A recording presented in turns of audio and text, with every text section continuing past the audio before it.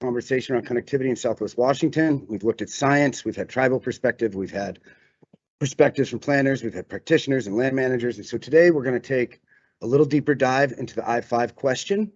We'll get a little sort of a primer speech from Conservation Northwest Executive Director Mitch Friedman. Then we'll dive into my thesis work on I-5. Then we'll have DOT present a little bit on some of their work they're doing on I-5, and then we'll watch a video, and then we'll all go home early on Friday, as it should be. And yeah, so if anyone has questions, of course, raise your hand, put them in the chat. We'll do everything we can. As folks come in, we'll try to admit them and get things rolling. So without further ado, I'm going to have Mitch Friedman come up and introduce himself and give a little speech about what we've done and what we're looking to do. Recording.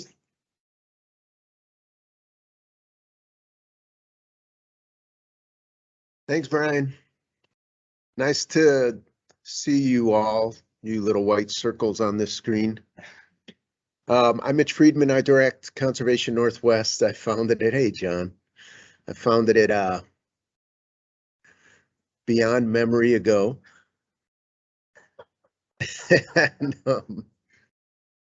there's a lot of things that I'm proud of that we've accomplished over the years, but many of them relate to habitat connectivity. You know, a couple years ago, WashDOT cameras took video of a fisher passing underneath the Gold Creek underpass, you know, along Gold Creek on the I-90 corridor, just east of Snoqualmie Pass. And the significance of that is astounding because just 20 years ago, not only had there not been fisher in the state for a few generations, but that corridor was being clear cut in square mile patches by the property owner. And you know, any notion of connectivity, you know, you'd have been committed if you thought that by this time there would be fisher populations north and south with genetic interchange, with reproduction. The reason I say that is because the I-5 corridor is daunting as hell. And I'll admit that Cascades to Olympics connectivity, you know, it took me a while and some persuasion by my staff to, you know, see a path, but and to commit to a path. But now I do. I think it can be done. And the basis for that optimism is what's been accomplished over the last couple decades and the pieces falling in place these days in science and policy and in public acceptance. I can recall in the mid-'80s driving over the I-90 corridor and noticing that the westbound lanes are on a giant bridge going over Denny Creek, and that the eastbound lanes corresponding to that are just sunk into the opposite slope. And I'm looking at that highway with its big pillars, and I've been thinking about highway you know, wildlife crossing literature, you know, Larry Harris's writings from Florida about Florida panthers, stuff from Europe about amphibians and connectivity for small mammals, and that stuff had been on my mind, and the way that Denny Creek structure, you know, a grizzly bear could cross right under there without knowing there was a highway, and it sunk in. And as time passed, I actually, well, I won't go down that rabbit hole, but what we couldn't have predicted at that time the events that would make possible connectivity between the North and South Cascades. I mean, think of it this way. When Teddy Roosevelt created the forest reserves that became the national forest. At that point in time, 100 some years ago, the Cascades were one contiguous ecosystem. 150 years ago, the Cascades to Olympics were one contiguous ecosystem. You didn't need to provide for connectivity. Sadly, Abe Lincoln gave land grants to the railroads. One mistake. The guy had one mistake. And those land grants led to land uses that over time separated the North and South Cascades, turned one ecosystem into two. What allowed us to fix that was first a giant land exchange between the Forest Service and Plum Creek Timber Company, and then a massive fundraising effort. We raised about 18 million private dollars, over 60 million public dollars that allowed us to purchase into federal ownership key strategic lands to complete connectivity. And then that inspired Washington Department of Transportation, who at that time, 20 years ago, was planning for the widening and straightening of I-90 to make it safer over Snoqualmie Pass. And they got inspired to become leaders in the world now in wildlife crossings, with more than a dozen underpasses and that big signature overpass and more to come. And it's because of those things that fisher, as well as elk and cougar and pika and everything else, and bull trout are now connected. I could tell a similar story about the Highway 97 corridor and how we're accomplishing connectivity across the Okanagan Valley, part of the Cascades to Rockies habitat corridor. In that example, the key change has been public and political support. Over my time of campaigning on these issues, you know, there have been instances where we weren't careful enough in our communication, and we experienced backlashes that set us back for years. And particularly in Okanagan County, you know, that you can't move forward if you're not being careful to build public support first and explain what you're doing. And when we first proposed underpasses on Highway 97 on that Cascades to Rockies corridor, we were hearing some of that sort of resistance.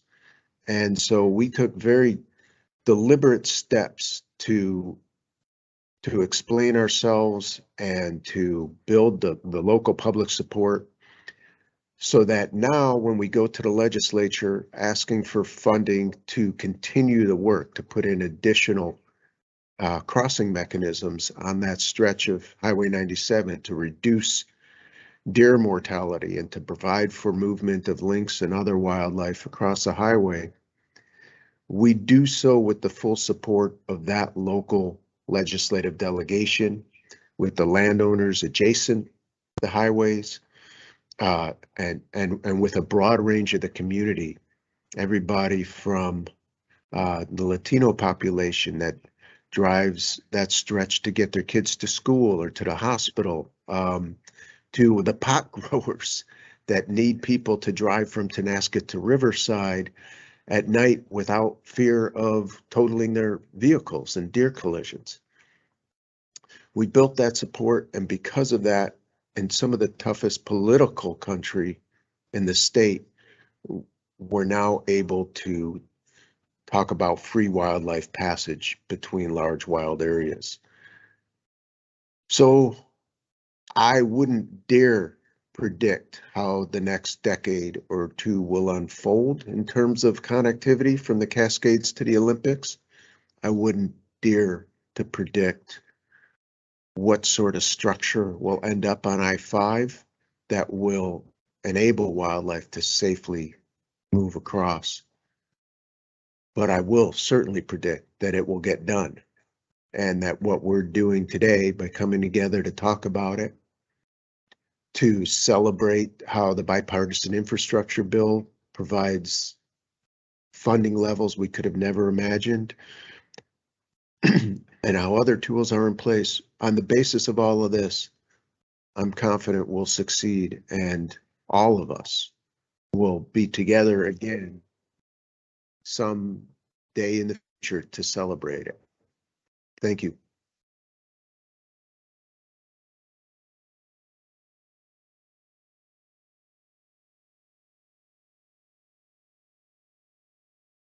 Thank you, Mitch. Anybody have questions or anything they want to ask? You got the chat open now. Okay.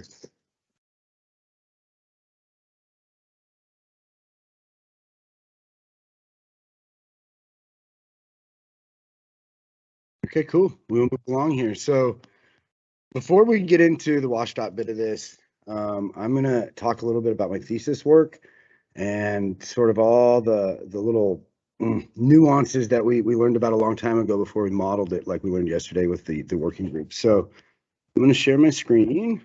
Everything works. It should.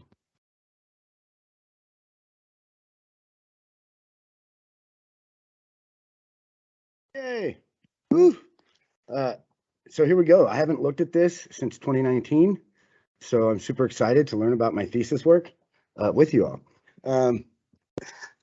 Assessing the permeability of large underpasses and viaducts on Interstate 5 in Southwest Washington State for local wildlife with an emphasis on ungulates.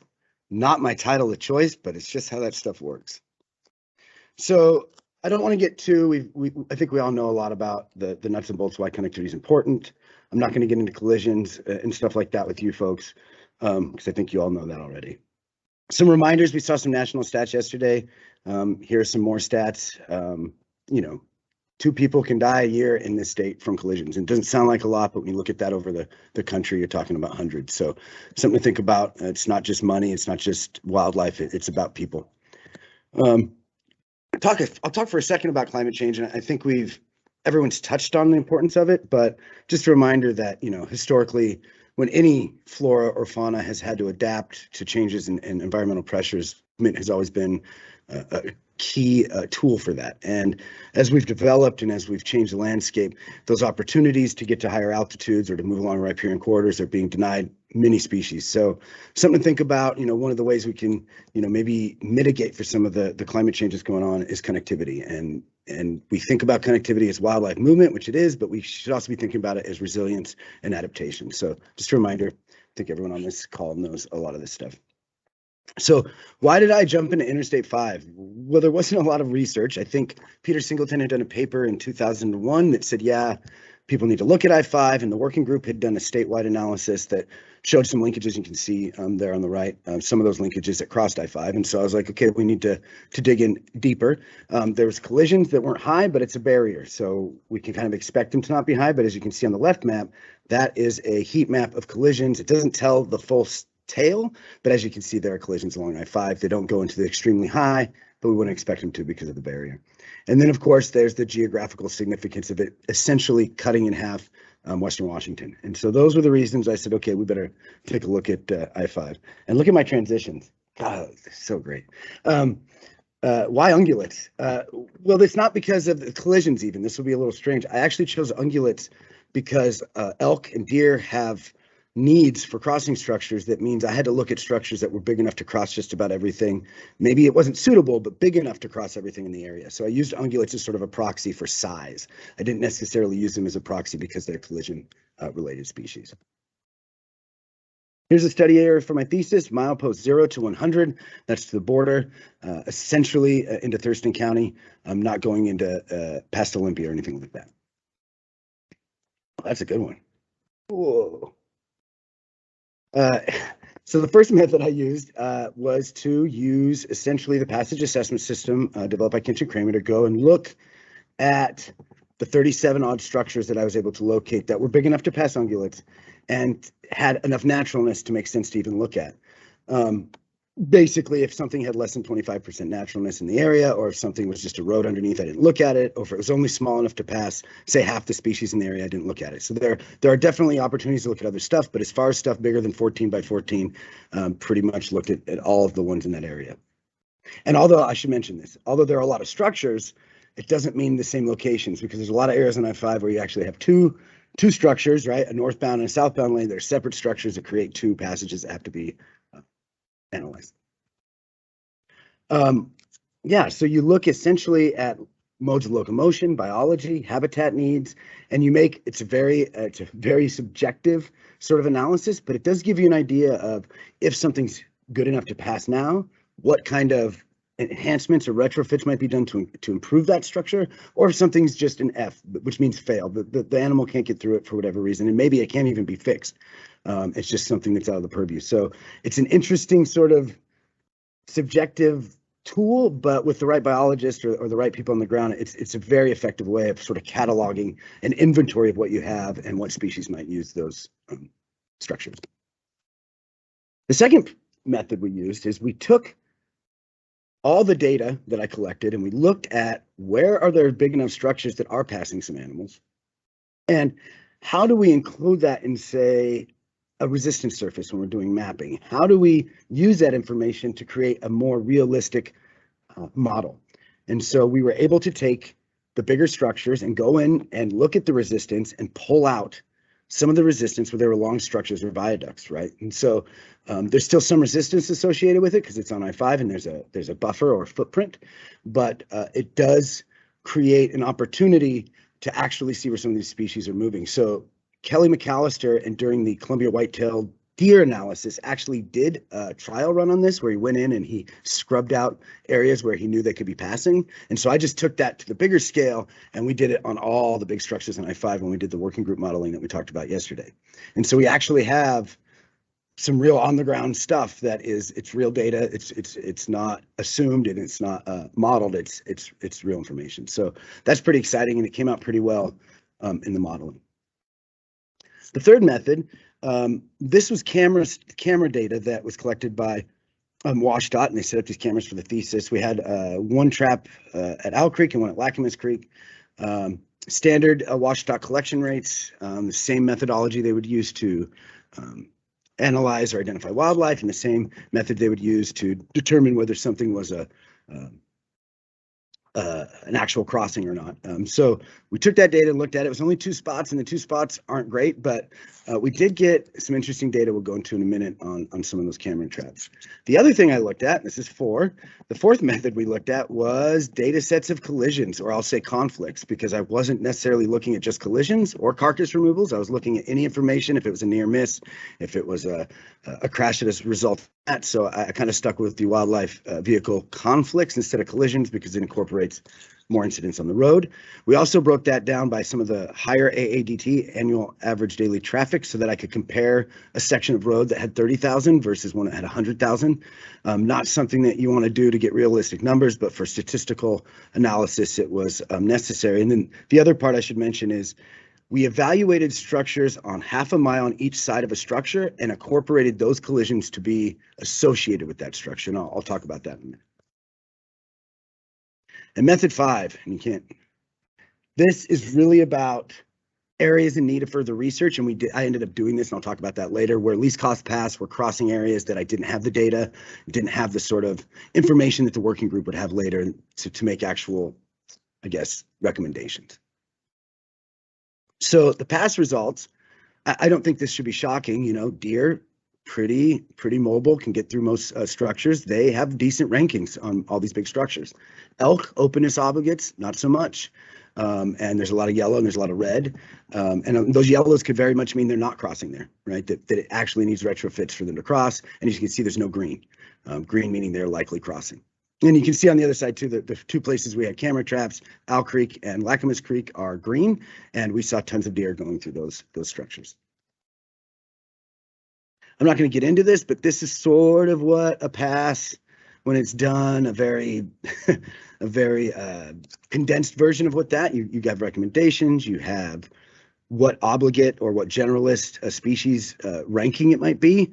I won't get into it too much, but openness obligate would be elk, semi-aquatic obligate would be beaver, large structure generalists are deer, etc.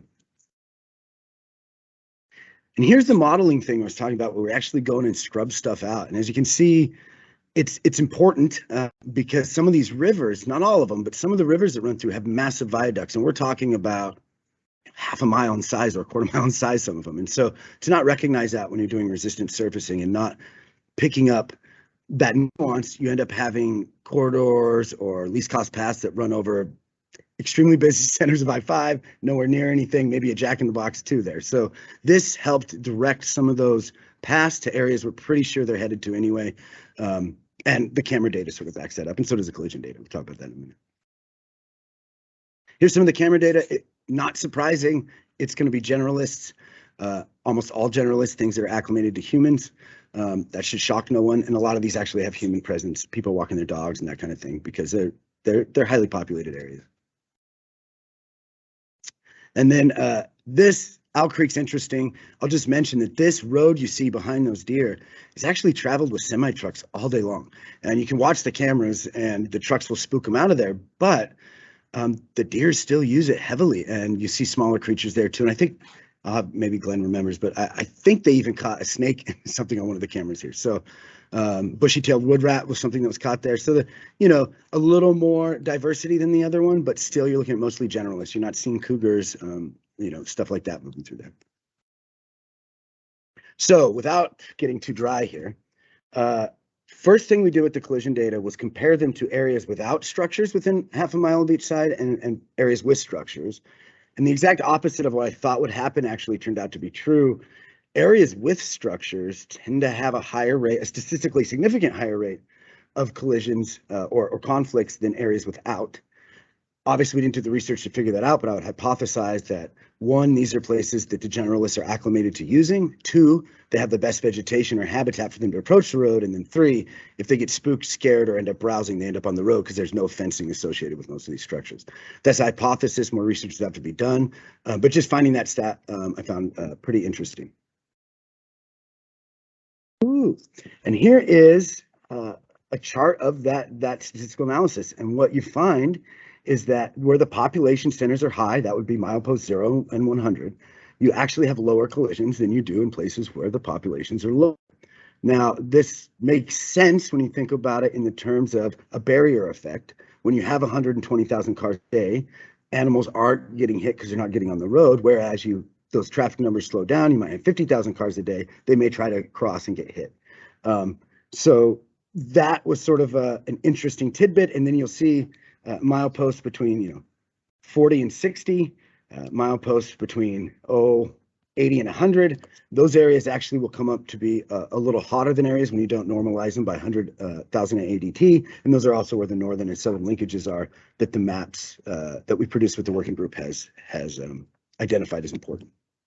Oh, paper plane. Here are some of the maps I used to look at least cost paths to locate areas needed for the research, right? For each species. I didn't overlay them because I was looking specifically at each species. Now, the least cost path doesn't tell you a whole lot of information. It's not a corridor, and it's very coarse. However, when you see a pixel-sized centroid of a corridor or a linkage, and it runs right through something like a culvert or a bridge, it at least requires further investigation to validate or not validate what you're seeing there. And so I put this up as sort of a look at all this crazy stuff. We need to go down there. We need to camera. We need to do real deeper science to understand what we're actually seeing. And then I located some areas, places that we need to look, places where they converge. And some of those places were the southern linkage and the northern linkage and the middle linkage, which we don't talk about much because it's not that high of a priority. But here's some examples of structures that have high rates of WVCs and could use more research. The Skookumchuck and the Newaukum, and this is Centralia and Chehalis. Now, neither of these fall in the linkages because they don't have the overall sort of diverse variable needs to think about big crossing structures, but these are the kind of areas where you're thinking about retrofitting, you're thinking about fencing, because we know we're getting high collisions there. compared to other locations, but it doesn't have the other attributes, land ownership, habitat types on either side to make it important enough to think about, brand new crossing structures. But the New Wacom is a great example of a place that has flooding, erosion, avulsions, something that needs work anyway, but you add a little fencing and you widen the substrate, and what you'll have is a decent crossing structure. So these are areas that are in need of further consideration. So when I took all that information and I went to work as a contractor for Conservation Northwest, I took all that information and I used land cover type. I didn't model anything. And what I got were three linkages, the northern, the southern, and the middle. And I guess to my surprise or to my bias, the working group model showed those same three locations through their modeling. And so it's sort of a reverse validation of the modeling we're doing, because other information drove me to those same three locations. And so in a way, this is sort of a pre-validation of a model that still needs to be validated, if that makes any sense. But knowing that collisions, paths, and the other things I was analyzing draw me to those same areas, it tells me that the working group stuff is onto something. And honestly, because it's I-5 and even Highway 12, we're not looking at, continuous landscapes. We're trying to pinpoint an area of a corridor. We're looking at places that have so few opportunity for movement and so little habitat that you can almost eyeball some of this stuff just looking at Google Earth, because there isn't opportunity at all because it's so developed. And so it doesn't surprise me that these areas keep showing up, because there just isn't other areas. Next here. So my conclusion for my thesis was a long one, right? I-5 is permeable at some locations for some species. It can be made more permeable for other species. Paths on the right conditions can be an effective proxy for generating resistance values if the structures are big enough. Generalists tend to use these structures that exist without retrofitting. That shouldn't surprise folks. WVCs or conflicts tend to occur at structures more than they do where there are not structures. And we have recommendations on places that need more research, and recommendations on structures that could use retrofitting or enhancement to improve their permeability for other species or for any species. And then we also have, the big point at the end was we need to do more research to see viability of crossing structures and other wildlife infrastructure. And then I love the paper planes. This is I-90 and this is an artist rendition. And why do I use the artist rendition? Because it has more green on it. So as the other one gets more green, I'll start using it.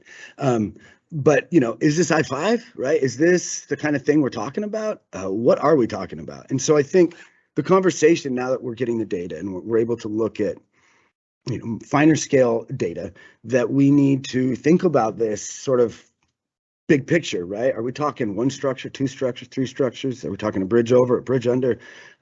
Yes, thoughts of things running through my mind. So as we have this conversation, as we move forward, talking about I-5, and we talk about coalitions, and we talk about bridge building, both for people and wildlife, we got to think maybe on a pretty grand scale. And so I leave this image here for a second, just for people to think, like, what would that look like on I-5? Would it even look like that?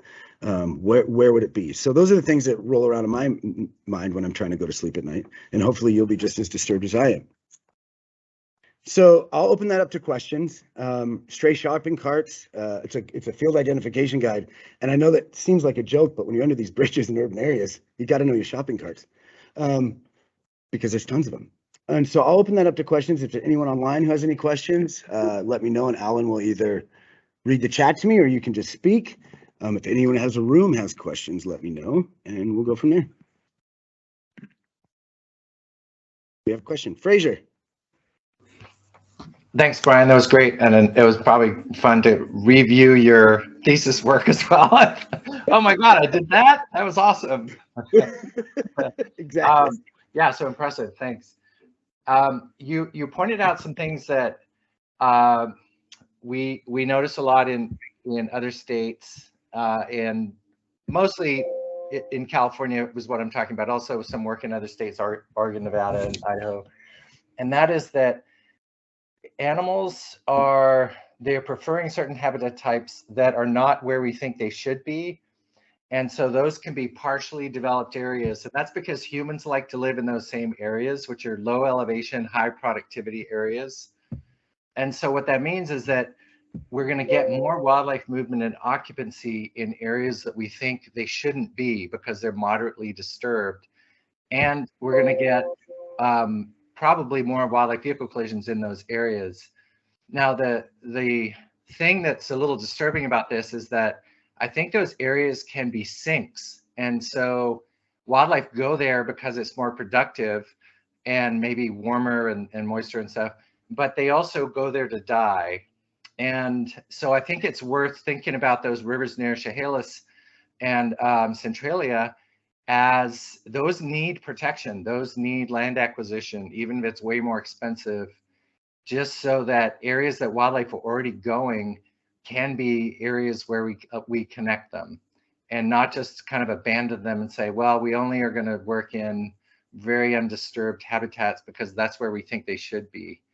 And I think there's a confirmation bias that can come along with just focusing on those undisturbed areas and then putting camera traps only there, and then never really looking at the moderately disturbed areas.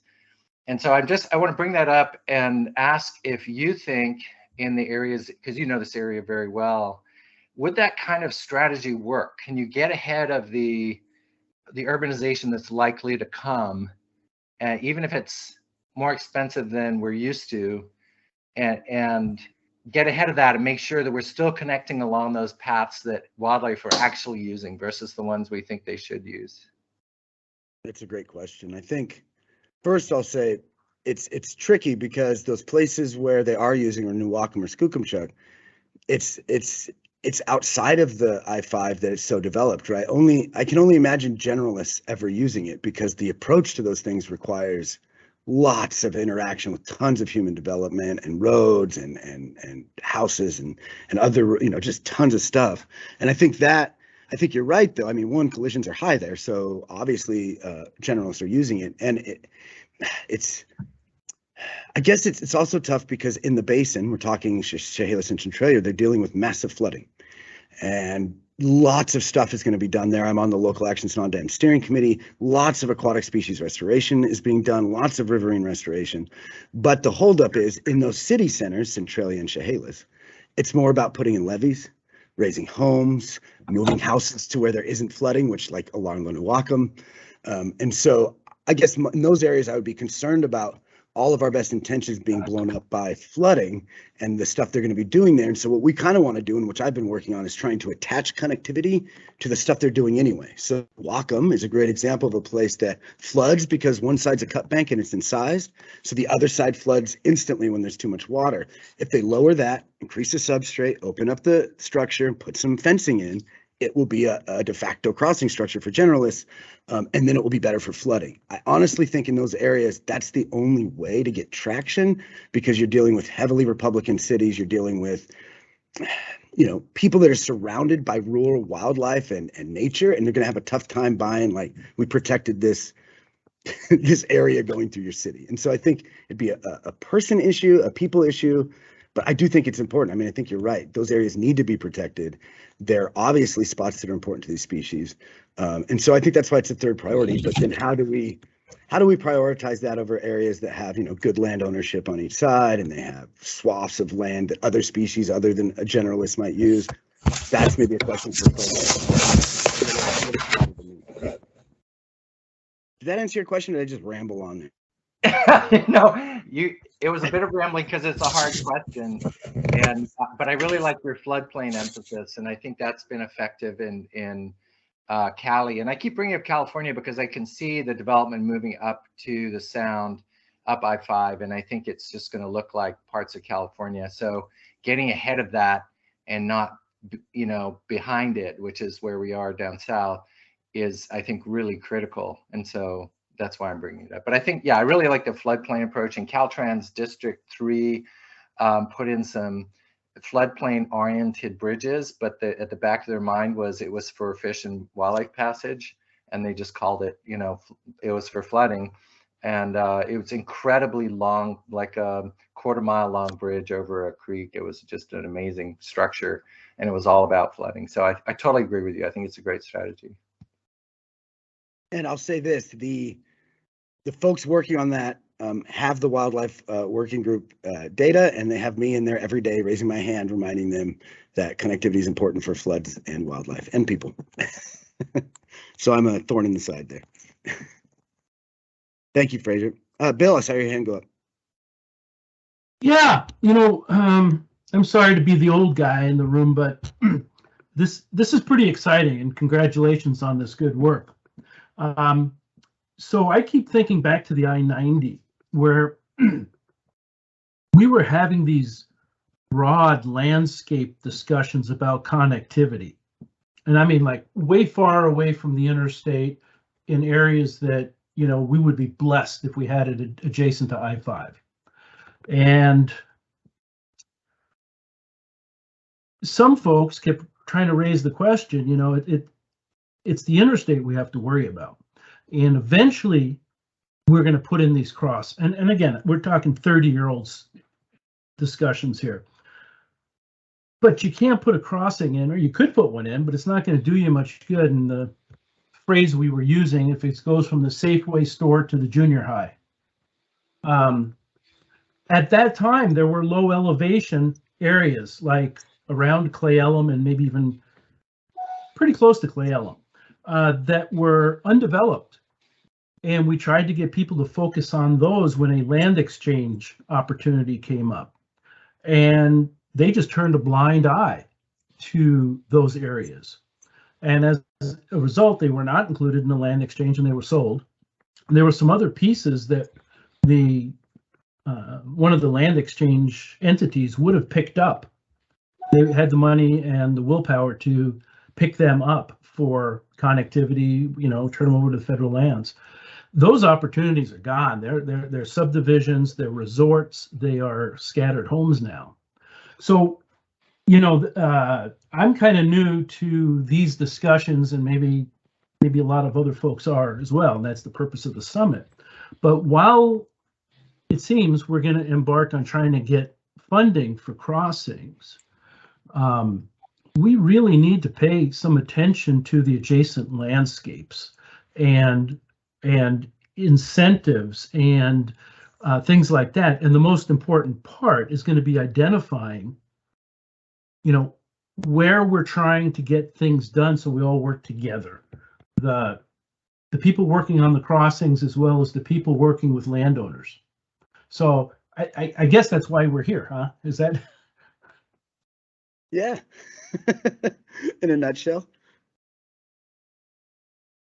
But it seems to me like that kind of coordination is going to be really important and take a lot of people, because development's happening fast. Things are not getting better.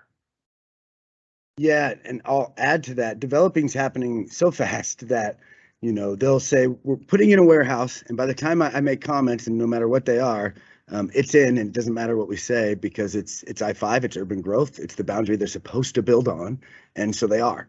And that's a huge problem. It's a problem in the floodplain too, because basically they have direction to build along the I-5 corridor, which is just sprawl, and the I-5 corridor is where it floods pretty bad. So those types of, I guess, ingrained policy or ingrained sort of city building and planning has to be relooked at. And then, yes, we need this huge coalition of folks to be able to bring this thing across the line. And I think, you know, this summit's to start that conversation, to get that coalition going. But it's going to be a heavy lift. However, we have no time. And you know, you mentioned that everyone's talking about it. Development. It's not just happening fast. I mean, you spend a month away from here in the Amazon warehouse up on I-5 in a month. So, and it's not small development. These aren't houses. These are huge warehouses. These are massive structures that totally make the landscape impermeable. So yeah, you're dead on there. Thanks, Bill. Fraser, did your hand go back up? No, I forgot to take it down. Sorry. Oh, no, that's fine. That's all good. Any other questions? Oh, John. Yeah, good morning, everybody. Just wanted to chime in. Wish I could be there in person, but I've got a vehicle challenge here at home. So sharing the car with the wife today, so I can't be down there. But anyway, I'm building on Bill's comment. And I think the way Paula described it yesterday was really helpful. You've got to look at the structure, you have to look at the adjacent land. They can't be separated, or you don't have a complete project. In your study, Brian, did you look at the adjacent ownerships around the northern, southern, and middle priority areas? Who owned them? And then I'd like to follow up after you answer that. Oh, sure. So initially, no, right? My initial thesis was to look at this place needs more recommendations. But I wrote a report for Conservation Northwest in 2019 where I looked at land ownership and I looked at land cover type. And that's when we were able to go, aha, the southern linkage has got DNR on one side, Weyerhaeuser on the other.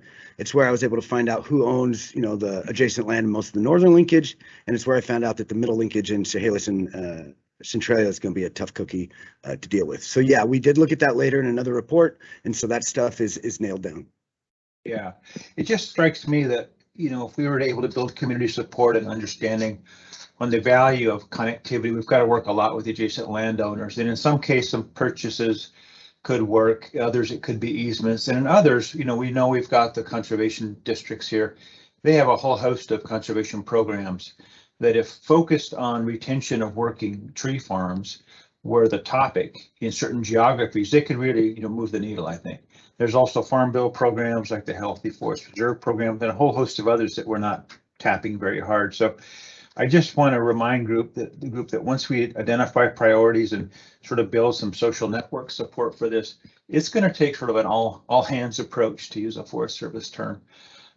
People bringing in the resources they have to both create the connected habitats and whatever crossings we ultimately want to promote. And then lastly, just any thoughts you have on the Highway 12. You had two areas on your last map going up Highway 12. I think we're kind of behind the times on I-5, but it's not too late. On Highway 12, we might still have some time. So your thoughts on those two corridors you had on 12?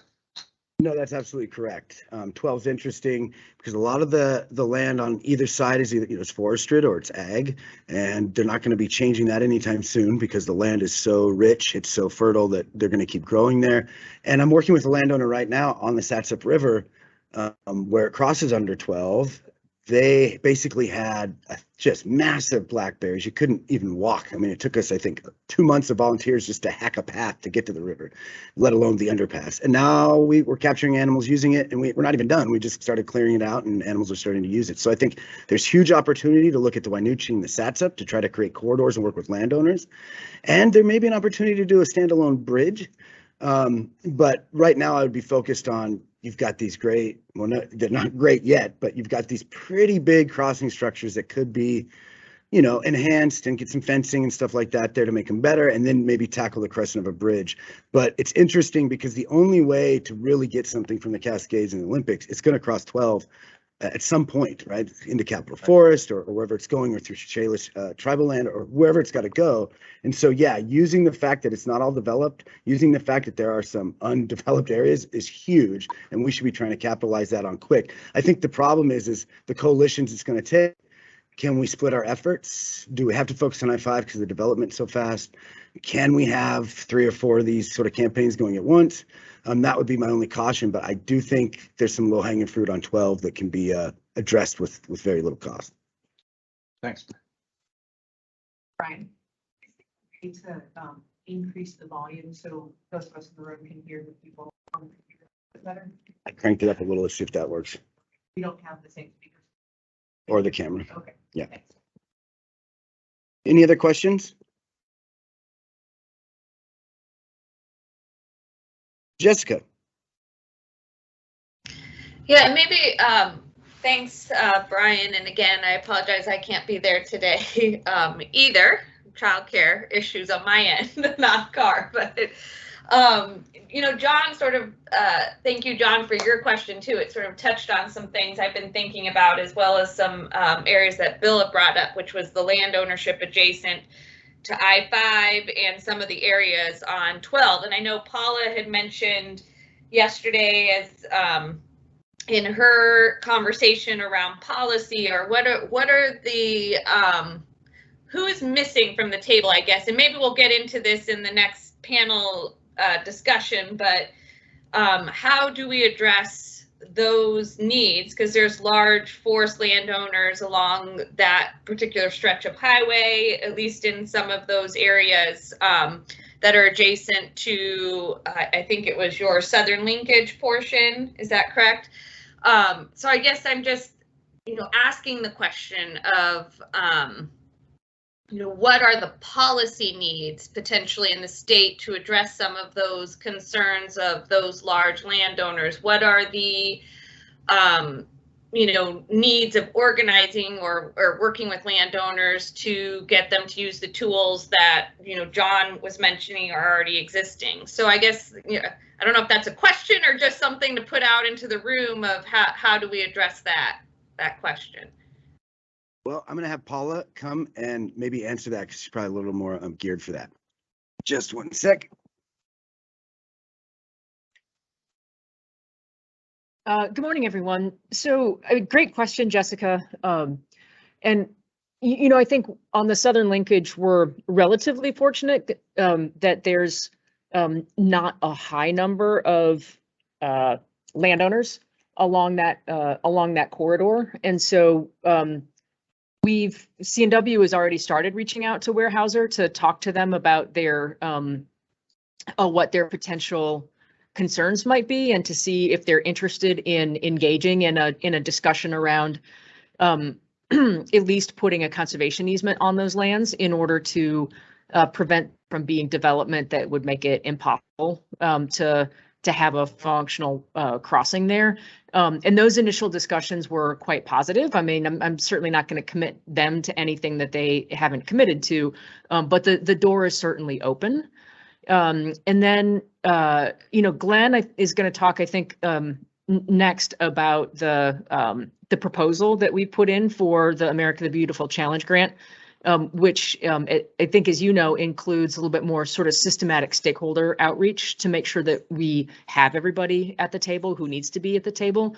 But I do think that that having low-key informal conversations with key landowners in the corridor sort of as soon as possible is important, and sort of letting them know that no one's moving ahead at full speed and sort of dragging them along, that we want them in the discussions kind of right from the get-go, and kind of letting them know where things are is a good strategy for now, until we get a more formal outreach plan put together.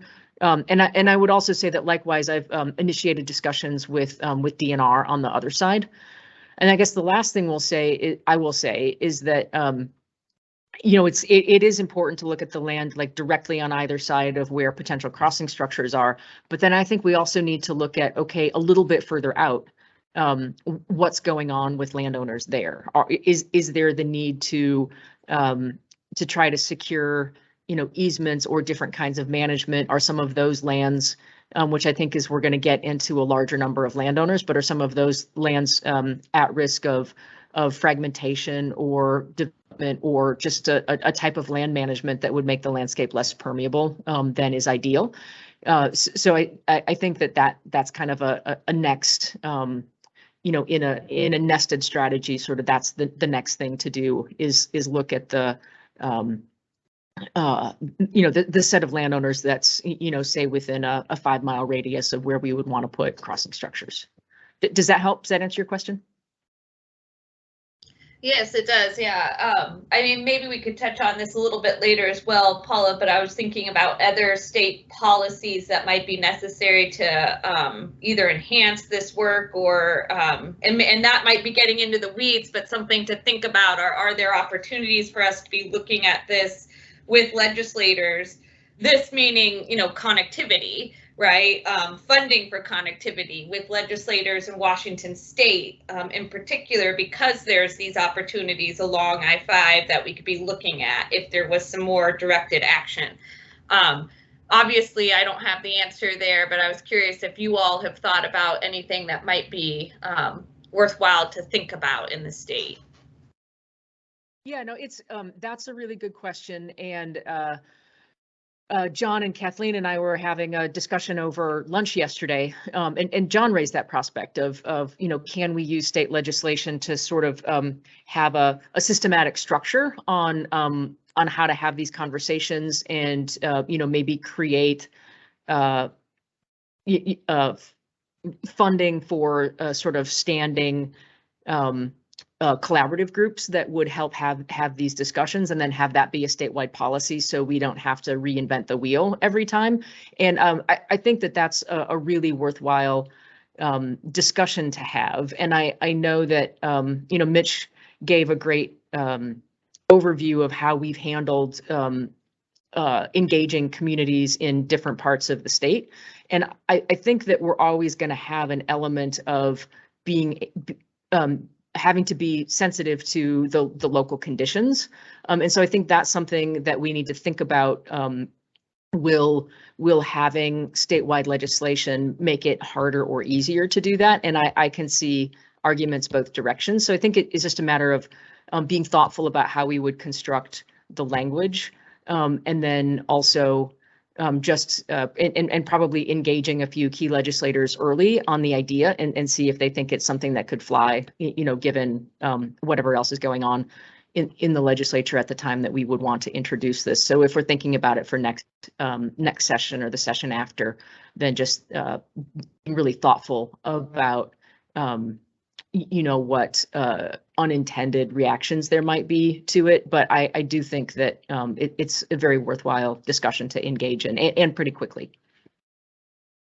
Yeah, great. Thank you so much, Paula.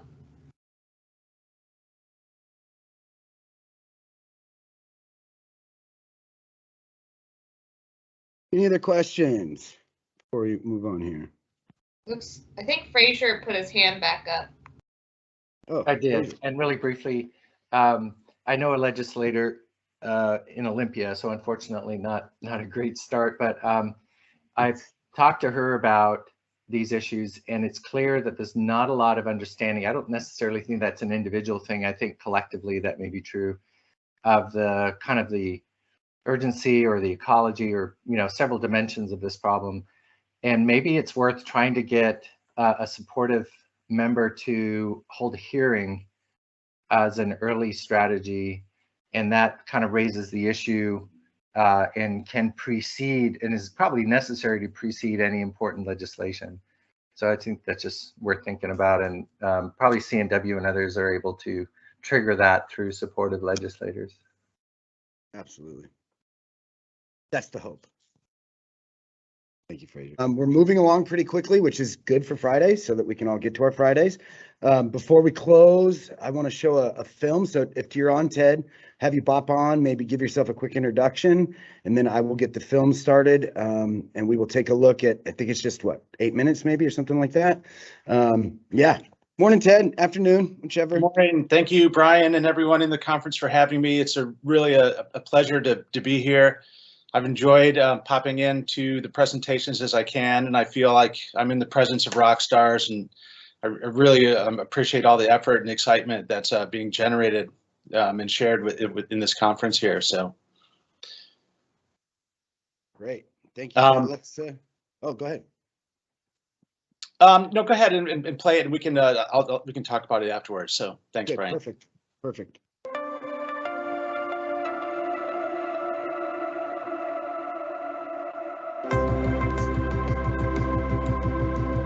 For more than 30 years, Conservation Northwest has worked to protect and connect the wild landscapes of the Pacific Northwest. Our emphasis on wildlife corridors has helped us build bridges across Interstate 90 to connect habitat across eastern Washington and from the Cascades to the Rockies. Our successful campaigns and groundbreaking collaborations help define our effective and creative approach to conservation. This is another ambitious effort to connect the South Cascades to the Olympic Peninsula, and we know there are going to be challenges.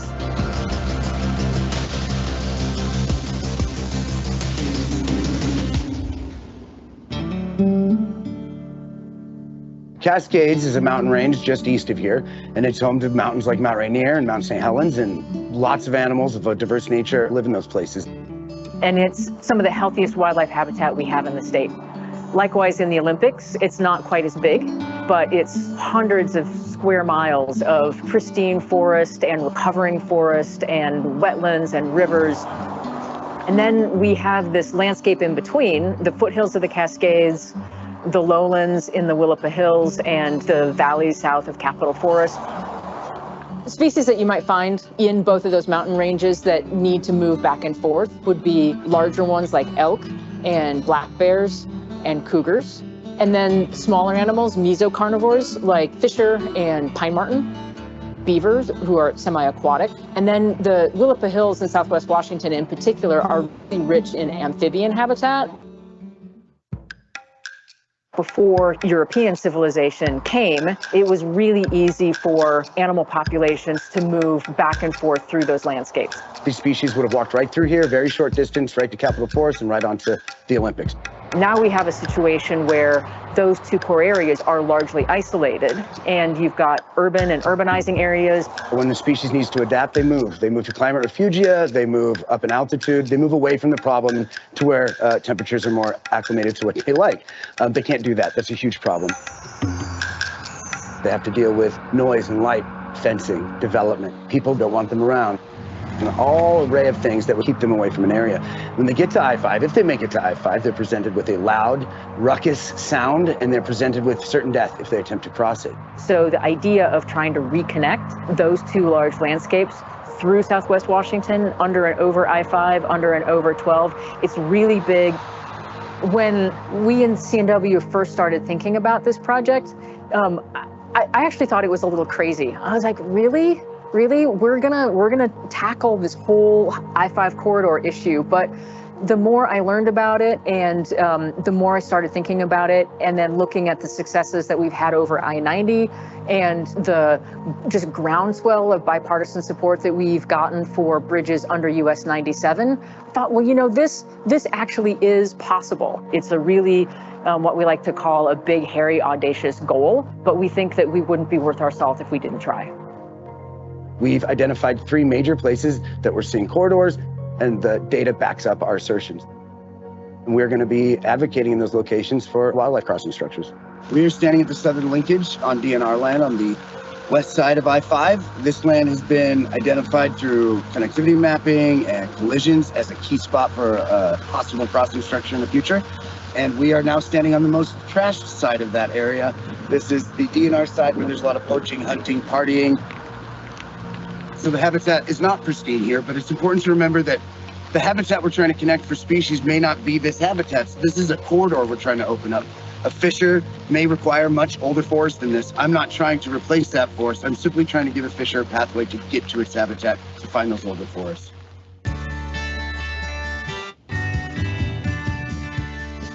Conservation Northwest has partnered with the Veterans Ecological Trades Collective to find a wildlife overpass in this location. So we were donated in 2018, 120 acres from the Fremont Dock Company in Seattle, Washington. What we've got is the ability to offer veterans a spot that they can set up a small agriculture production operation and learn how to do that with an eye towards conservation. The connectivity corridors are highly important to this organization. Because they exist here on this site. This is a major crossing ground for a number of different species, and their aim is to bolster those species and aid in their recovery. I've got friends who live on the other side of I-5, and every one of them has a sad story about elk with hoof rot. Some folks told me that elk that are coming through our property are coming all the way down from Joint Base Lewis McChord, which is about 40 miles from here. It seemed to me that if they were coming from that far away, that they were just a hop, skip, and a jump away from connecting with the Willapa herd, and that some genetic diversity might help the situation out for that Willapa herd. One of the first things we did was implement a camera program on this location and started collecting pictures of animals. We've collected bear, and we've collected elk, and we've collected deer and bobcat and coyote. You can tell it's a critical point based on the amount of animals that we capture on a game camera.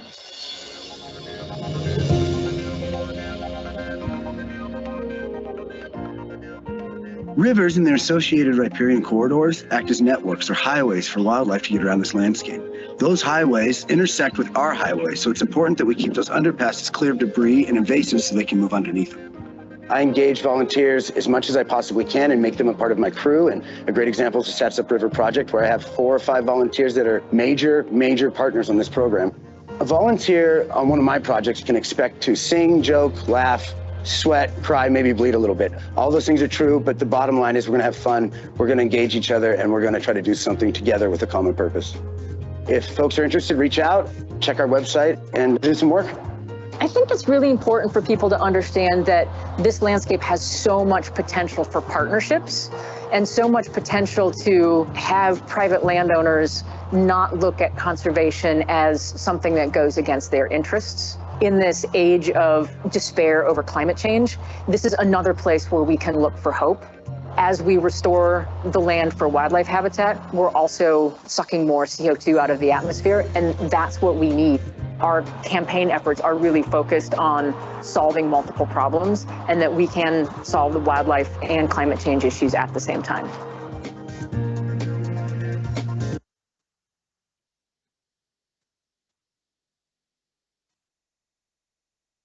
Okay. Ted, just do you have anything you want to add now that we've all seen it? I'm sure I can add some stuff because I like listening to myself and looking at myself. So if you have anything you'd like to. Yeah, I will add something. So I've been in love with the Olympic Peninsula and the Cascades for over 30 years here. I've spent a lot of time out there recreating, and so when I first heard about these efforts to connect these two great landscapes, I was very, very excited about it. In telling the story about the need for it, as well as telling the story of the efforts that Conservation Northwest and other partners have been doing to begin the process. But something that was really important to me, not only as someone who needed to make a film about it, but as someone who just has their own interest in it, was I wanted to see what that landscape looked like. So we've seen a lot of maps. We've in all. I wanted to try to show people what was actually on the landscape. So it's a short video, and we did as much as we could in the time that we had. But that was what I really wanted to show, was the contrast between the Cascades, the Olympics, and what lies in between. So hopefully that gives audiences, or gives the audience, just a little bit of a view of what's going on there. Yeah, and I think one thing, for me that the video captures very well is that it is not a pristine national forest. It is not thousands and thousands of acres, a continuous landscape where animals migrate. It's complicated. It's a patchwork. It's a checkerboard, and there's a lot of urban development. However, I think the film captures the fact that there's opportunity that we should be taking advantage of. So I think that film really helps illustrate that for me anyway, after I saw it for the first time. And I think it's a great sort of inspirational rallying call. This is what we're going to be trying to tackle, and this is what we're trying to bite off. And 8-minute video may not capture all the problems that we're going to encounter, but it certainly inspires me to think, okay, this is a possible thing. We're going to be able to do this, and not to despair over it too much. Yeah, that's what I'm getting out of it. Are there any other questions from the audience or anything before we move into like acknowledgements and all that about the video, or anything someone might want to ask Ted?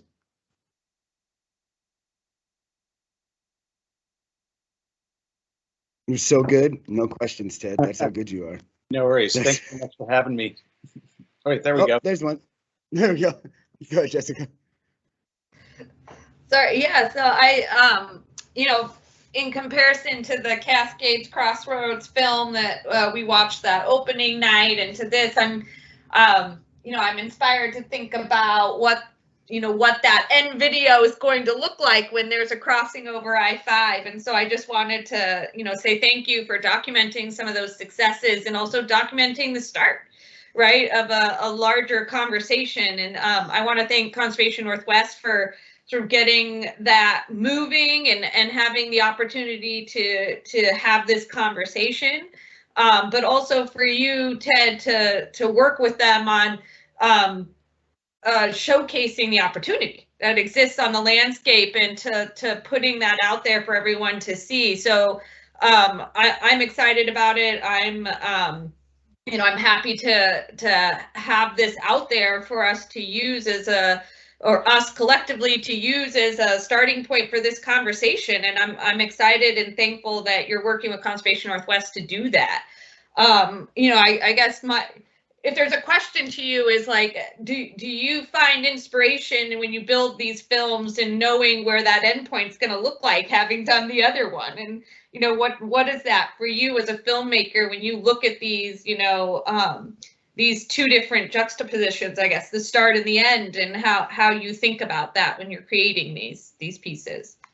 Yeah, absolutely. You know, I do think about what's going to happen next. And, you know, so when I'm filming or when I'm out on the land or spending a lot of hours driving, which seems to be the majority of it, I'm absolutely trying to project ahead and see what these can be. And in that, you know, trying to focus on capturing, you know, the beginning of the story, you know, showing the rivers when they're, you know, before they're restored, showing the landscape at the Veterans Trades Collective before there's a wildlife bridge you know, that's, you know, funneling animals onto that land.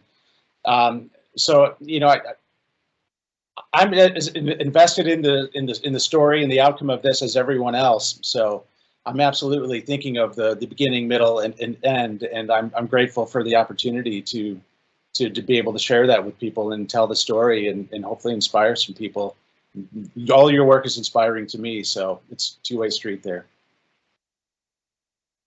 Yeah, I mean, hopefully we're having this conversation in 5 years about a different video, right? I mean, that's how I look at it too. It's definitely the platform from which we spring off of, right? And it's what it gives me inspiration, right? Okay, so this is possible because Ted made a video, it must be possible.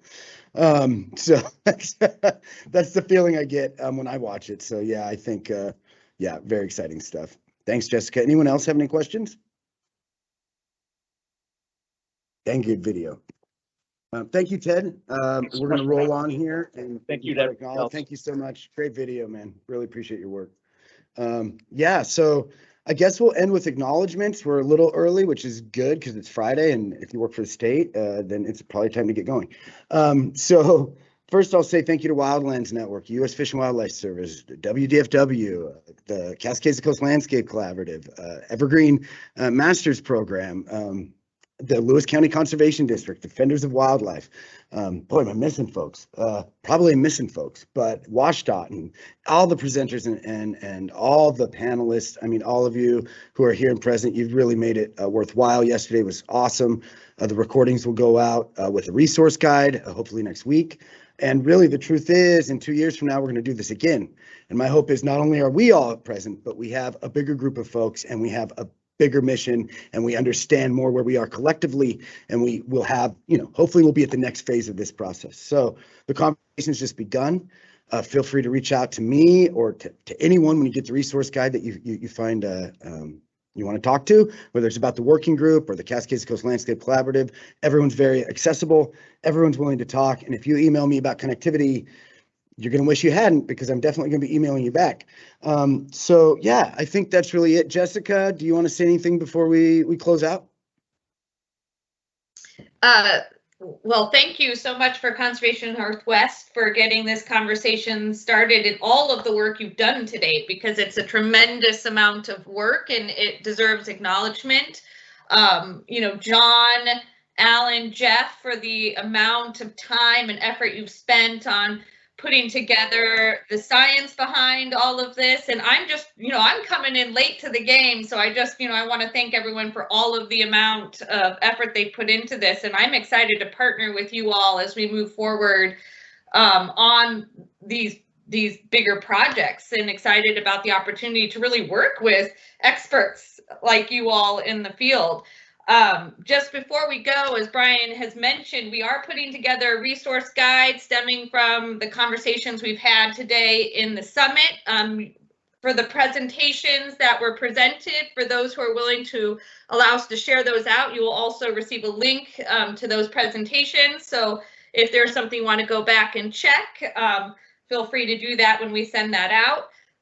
We will have links to all of the various websites and tools and funding mechanisms that were mentioned in the policy conversation and elsewhere. And we will also be providing contact information for those who had mentioned being willing to answer questions from anybody stemming from the conversations we'd have at the summit.